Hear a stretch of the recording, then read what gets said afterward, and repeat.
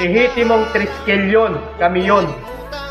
Kaming mga Tau Gamma Phi, Tau Gamma Sigma, Triskelion, Lady Triskelion, na dumaan sa hirap at sakit habang nakapiring ang mga mata bago nakapagpakilala at makapagsuot ng fracture. I love Tau Gamma Phi, I love Tau Gamma Sigma. To all my fellow Triskelion brothers and sisters, grand salute sa inyo, may pit na pagkamay at pagsamano.